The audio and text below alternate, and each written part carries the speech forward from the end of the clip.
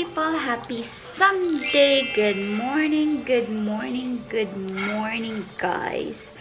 Medyo blurred ang aking aking paningin kasi hindi ko suot yung aking tawag dito, eyeglasses. Pag wala akong eyeglasses, guys, kahit malapitan na, ayan na, nandyan lang kayo. Hindi ko makita yung yung camera. Super blurred. Grabe na yung ng mata ko. So, today is Sunday.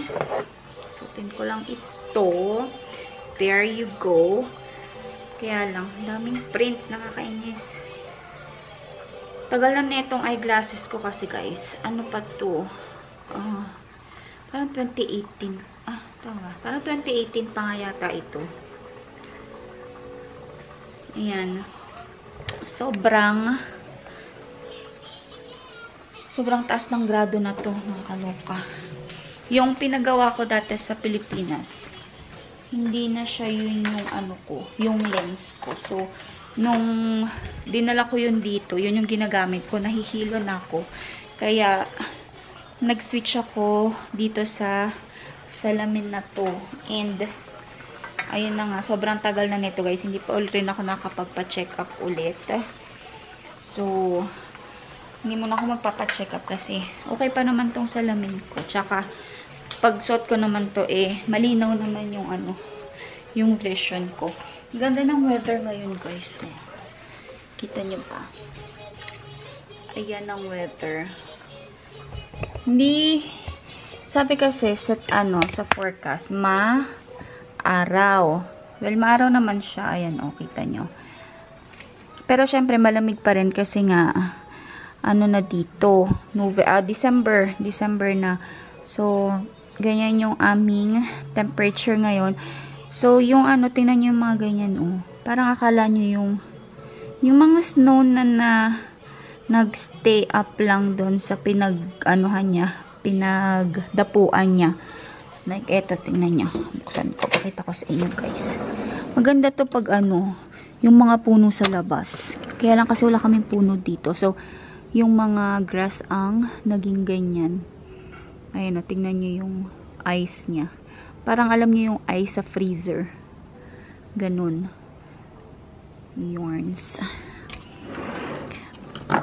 Mas maganda yung dun sa labas. Pakita ko sa inyo.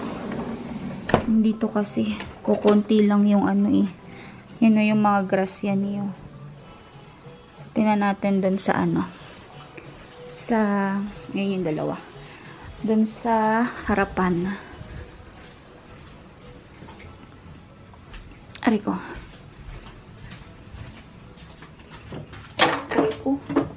Ayun, tingnan nyo ba? Kita nyo ba, guys? Subukan natin i-zoom in.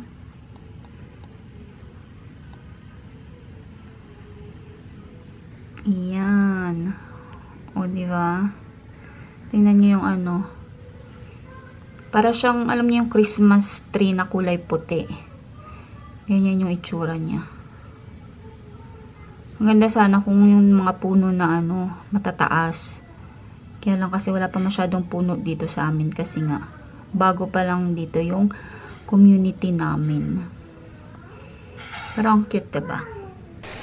Andito na si Raven. Si Raven. So, what is that? Ang ating ulam for today is binagoongan.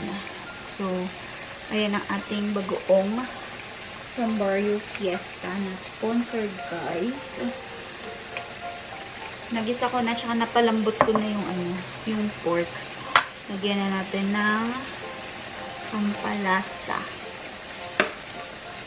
Buat-buat ko na naman si Raven kasi nagsawa ng kakalaro. Kanina naglalaro sila ni ate. Kaya lang nagpabuhat na. So, nilagay ko siya baby ko. Nilagay ko siya sa carrier para matapos ko to. So, din niyang makisali.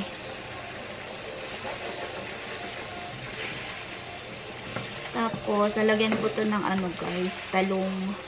Kasi, masarap ito with eggplant. Halu-haluin lang natin.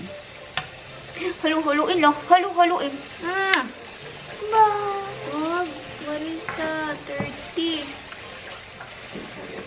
Mas masarap ito pag dirty yan ako. Pag madaming bagoong, guys. Ilagyan pa natin ng bagoong. Kaya lang itong bagoong ko, spicy siya. Hindi ako bumibili ng bagoong na na regular. Laging spicy talaga. Dirty yan na ako. Wait lang. Tapos pag natapos na to, saka ko piprito yung eggplant ko. Hindi pa rin ako nag-breakfast, guys. Kasi late kami, nagising kanina. Kasi nga walang pasok. So, tinutulit ko yung, yung tulog kapag walang pasok. Pag, kasi weekdays, ang aga ko nagigising. Dahil piniprepare ko si ate. Tapos, nagluluto ako. So, pag Saturday, Sunday na wala akong pasok, talagang late akong bumabangon. Yan lang natin. Pero pa pwede na to kasi ang ginagamit ko lang naman talaga dito sa binagoongan is itong Barrio Fiesta. Hindi ko na siya tinitimplahan.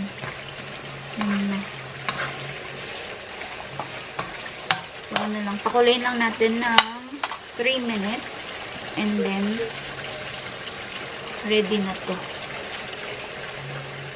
Kanin ko lang yung talong natin, guys.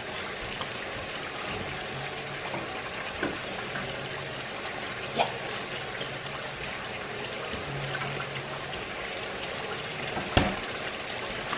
So, ito ang ating patalong. Iba yung talong dito. Meron din namang yung talong na mahahaba, yung katulad sa Pilipinas. Kaya lang, minsan kasi hindi maganda. Parang na siya, overripe na. Kaya ito yung binibili ko. So, hiwain ko lang to and then piprito ko para maisama ko dito sa binagoongan. Kiss!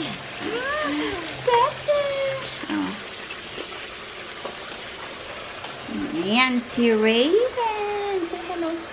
Hello! Tulong daw siya mag-cook eh. So, yun, anin ko muna to. Kasi, maghihiwa ako ng eggplant.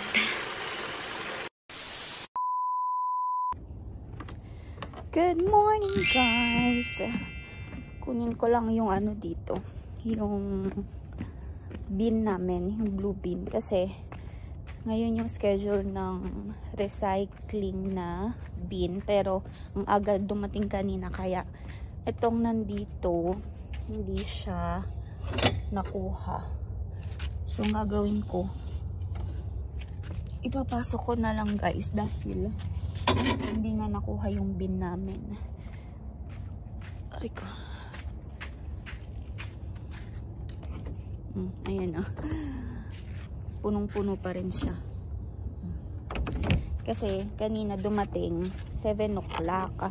7 o'clock ako nagising kanina. So, hindi siya nailabas. Parang hindi kasi siya po pwede ilabas kapag kapag hindi pa mismong araw ng kuhaan. So, anyway, pausit na lang natin dahil hindi naman siya nakuha din. So, ang kuhanan ng basura dito, guys, is every 2 weeks. So, 2 weeks ulit bago siya makukuha. Etong black, etong darating na Friday. Tapos, next year, January, magbabago yung schedule. So, kailangan ko i-check para mailagay ko sa note. Ang hirap ilagay kasi. Isang kamay lang gamit ko. So, ayan o. Merong blue, green, black. Dati, tigda dalawa to. Isa sa taas or sa main floor. Tapos, isa sa basement. Kaya lang, hindi naman masyadong napupuno kapag dalawa. So, sinoli namin yung isang bin, yung tigi isang bin ng blue, green, tsaka black. Bawas ano yun? Bawas bayad din yun kapag sinauli mo. So, yun. Pasok na ako, guys. Ay, si Raven. Raven!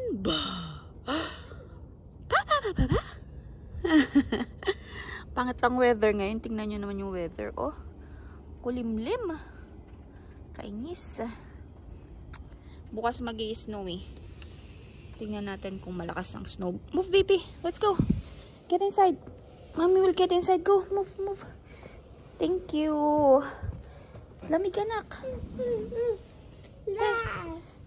Sara muna natin to.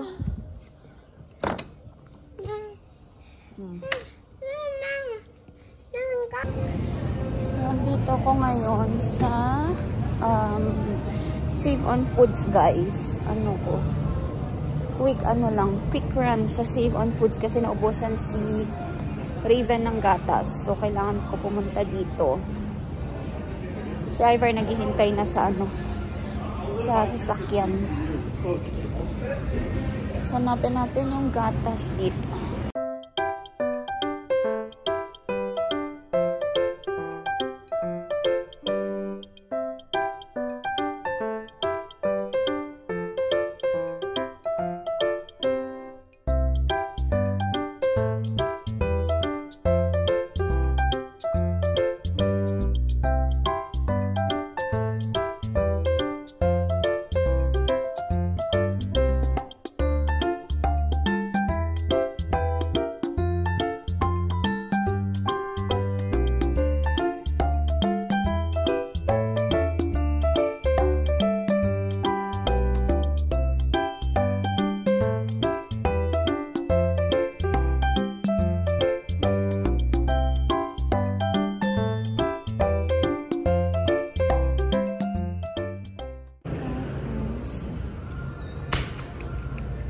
Papabili si Ivar ng ice cream.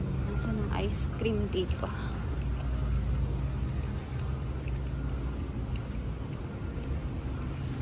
So, ito yung ice cream nila. Ang ice cream.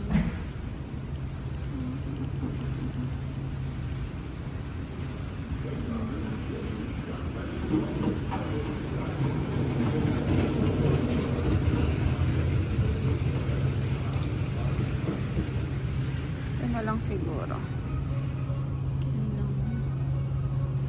Or ito. Hindi ko alam. Western Family. Sige, ito na lang.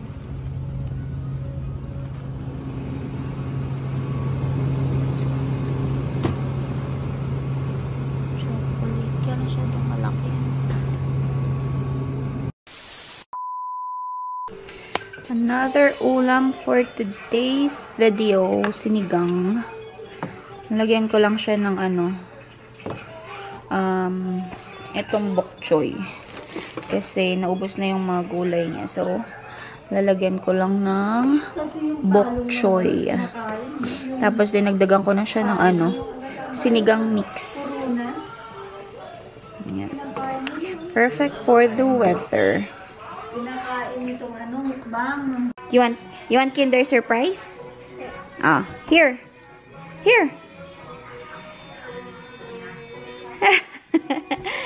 Sit down dyan. Sige. You eat your Kinder Surprise.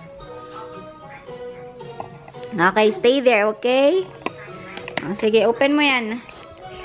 O-open lang ni Mami yung Christmas lights doon. Sa upstairs. Stay there, okay? Mommy will open the Christmas lights there, okay? Ano dito? Bakit ayaw magbukas ng aking gate? Akit ako sa gate. You wait lang, baby, ha? Mommy will open the Christmas lights. Aray ko. Paggabi kasi, guys, binubuksan ko yung Christmas lights dito sa my playroom para kahit pa paano may naman yung ating bahay. Aray ko. So, every night binubuksan ko to. Kung hindi ako, si Mami ang nagbubukas. Kasi, sayang naman yung nilagay ko kung hindi ko hindi ba? Meron akong gustong-gusto ditong pailaw. Dito sa kapitbahay namin. Ang ganda ng kasi, ng lights nila. Kaya lang, pinigurado mahirap ikabit to. But anyway, magtiyaga na lang muna tayo dito sa ating pa-Santa Claus na lights. Tsaka, Christmas tree. So, nilagay pala nila Mami at Daddy yung dito. Yung bed. Yung sa kanila. Basta nagpalit-palit ng mga bed kasi nahirapan daw sila sa sa mattress nila. Yung mattress kasi na ginagamit nila before, siya, memory foam. So, mahirap siyang bumangon kapag nakahiga na. Kaya, pinalitan nila. So, pinagpalit nila yung mga kama ni ate, tapos sa kanila, tapos yun nandito sa playroom. So, ito yung sirang mattress. Nilagay na lang nila dito para pagpatungan nito. So, medyo tumaas siya. Yan. Ako kanina, naglaba ako pero hindi ko pa natutupi. Baka bukas ko na lang siya tupiin. Kasi, tinatamad din ako magtupi ngayon. Tinitingnan ko yung tinitingnan ko yung labas kasi parang 75 to 80% chance of snow. And gusto ko sanang paglaruin si Raven sa snow bukas kasi sakto wala akong pasok. So, tingnan natin kung kung makapag-play siya sa snow tomorrow. So, ayun, baba na ako. Nalagyan ko na ng ng bok choy yung sinigang. Ayun yung aking tutupiin. Hindi ko pa tinanggal sa sa dryer. So, ayun, baba muna ako. Ay, nakalimutan ko pala itapon yung diaper ni Raven. Ay ko. Ay. Alam niyo ba, guys? Yung ko. Wala ako sa mood. Ewan, basta. Hirap explain. Pag, alam niyo yun, pag medyo okay na ako, baka makapagkwentuhan ako sa inyo kasi sa ngayon, hindi ako talaga nag-vlog palagi pag lang sinipag ako. So, ito yung sinasabi ko sa inyo. Yung memory foam na mattress. Ayan. Maganda naman din to. Kaya lang hindi kasi sanay sila Mami sa sa mattress na to. Kaya binalik nila kay Ate Ravi. So, ayan. Ganun pa rin yung tsura ng kwarto ni Ate Ravi. Hindi ko pa talaga siya totally naayos. Kasi, hindi ko alam kung anong ayos ang gagawin ko. And, gusto ko lang naman din ng simpleng room for ate para hindi maraming ayusin, hindi maalikabukan, ganun. Basta, lang, talagang tulugan and yung mga importante lang na furnitures ang nilalagay ko dito. Wala pa nga siyang bedside table. But that's okay kasi hindi naman siya natutulog dyan. So anyway guys, i-close ko na lang din tong vlog kasi hindi ko alam kung makapag-vlog pa ako mamaya. So tomorrow ako mag-film na lang ulit kasi tomorrow is Thursday and wala akong pasok. So, yun yung ating video for today, guys. And, pasensya na sa ating video. So, thank you so much for watching. And please don't forget to like, share, and subscribe to my channel. And I will see you all on my next one, guys. Bye! Good night, everyone. See you on my next one.